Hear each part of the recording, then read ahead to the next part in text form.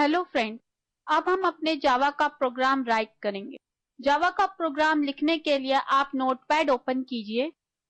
Then notepad में हम अपने जावा का जितना भी कोड लिखेंगे वो हम विद इन क्लास लिखते हैं, क्योंकि जावा हमारी ऑब्जेक्ट ओरिएंटेड प्रोग्रामिंग है।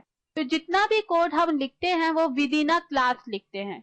तो सबसे पहले हम लिखेंगे क्लास, स्मॉल कैप्स में लिखेंगे क्योंकि हमारी जावा केस सेंसिटिव है। क्लास, देन क्लास का नेम यानी हमारे प्रोग्राम का नाम। हम हमेशा जावा में जो भी क्लास का नाम देते हैं उसका पहला लेटर कैपिटल देते हैं। लाइक हमने अपनी इस क्लास का नाम रखना है एग्जाम्पल, तो इसका सबसे पहला वर्ड जो होगा वो कैपिटल होगा, एग्जाम्पल। आप देख रहे हैं यहाँ पे मैंने क्लास का नाम एग्जाम्पल दिया है और प्रोग्राम का नाम एग्जाम्पल दिया और उसका पहला लेटर क्या है, कैपिटल है। देन हमारी क्लास स्टार्ट होती है। हमारी क्लास स्टार्ट होती है उसका पता चलता है इस ओपन कर्ली ब्रेसेस से। ये ओपन कर्ली ब्रेस हमें बताता है कि इसके बाद से जो भी कोड लिखा जाएगा वो इस क्लास के अंदर है, और इस क्लोजिंग कर्ली ब्रेस से हमें पता चलता है कि हमारी क्लास यहाँ पे खत्म है। नाउ अब हम इस जावा के अंदर, इस कोड के अंदर सबसे पहला फंक्शन लिखेंगे public static void main bracket string args। ये हमारा सबसे पहला फंक्शन है। फंक्शन हेल्प करता है, मीन फंक्शन हमारे प्रोग्राम की कॉम्प्लेक्सिटी को रिड्यूस करते हैं।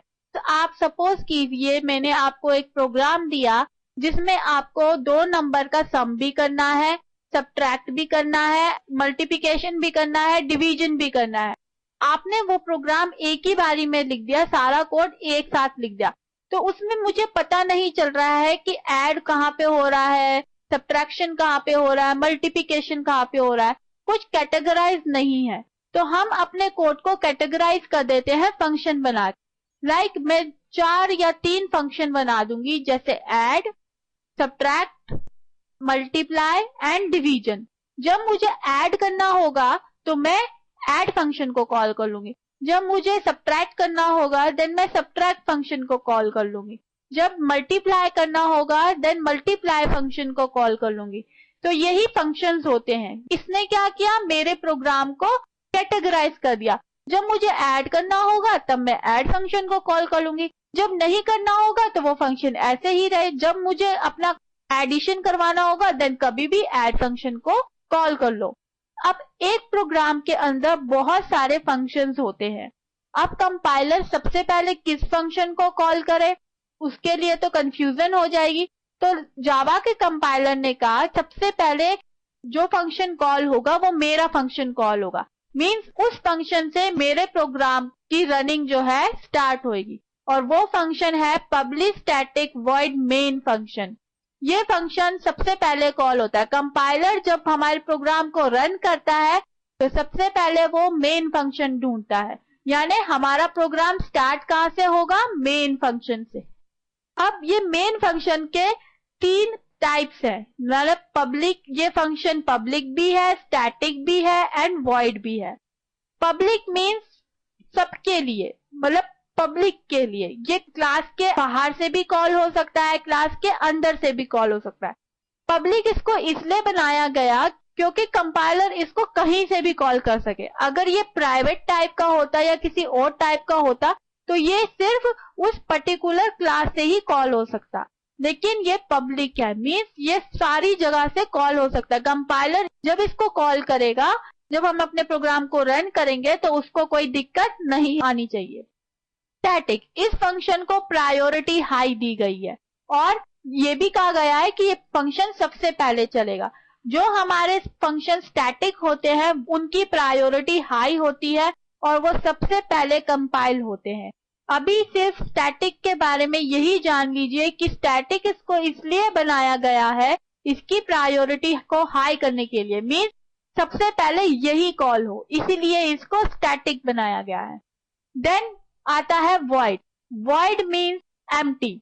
अब एक कहानी सुनिए। आप काम कर रहे थे, आपके पास की टीचर ने हिंदी का भी काम दिया, आपके पास टाइम नहीं है, आपकी दीदी के पास टाइम है या किसी फ्रेंड के पास टाइम है, वो खाली बैठा है, उसने बोला कि कोई काम है तो मुझे दे दे।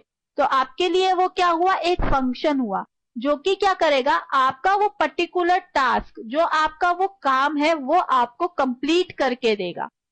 अब आप उसको काम दोगे, तो जब आप उसको काम दोगे तो या आप उसको कह दो कि हाँ मेरा काम कर दे, क्योंकि अगर उसको पता होगा आपकी कॉपीज कहाँ पे हैं, क्या होमवर्क है, तो वो खुद ही कर देगा, आपको बताने की जरूरत नहीं। लेकिन अगर उसको नहीं पता होगा तो मीन्स आपको उसको बताना पड़ेगा, एक पर्टिकुलर कॉपी देनी पड़ेगी और सिलेबस देना पड़ेगा कि हाँ ये काम करना है। यानी ये क्या, कुछ पैरामीटर्स अपने साथ लेके जाएगा और कुछ पैरामीटर रिटर्न भी करेगा।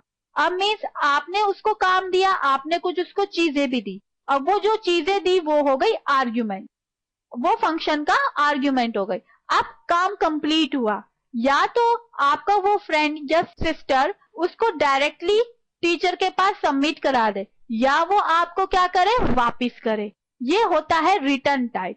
मीन्स या तो वो आपको कुछ रिटर्न नहीं करेगी या तो रिटर्न करेगा या करेगी, जो भी है। अब ये मेन फंक्शन का जो रिटर्न टाइप है वो है वॉइड, और आर्ग्यूमेंट ये अपने साथ लेके जा रहा है स्ट्रिंग टाइप के।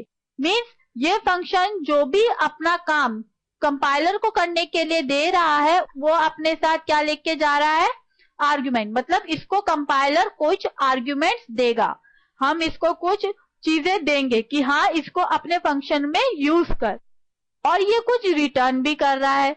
अभी इसका रिटर्न टाइप है वॉइड। मीन्स ये हमें कुछ रिटर्न नहीं करेगा, अपना काम अपना टास्क कंप्लीट करके बंद हो जाएगा। इसका रिटर्न टाइप है वॉइड और कंपाइलर इसको क्या दे रहा है, स्ट्रिंग टाइप के आर्ग्यूमेंट। अब ये स्ट्रिंग क्या है, स्ट्रिंग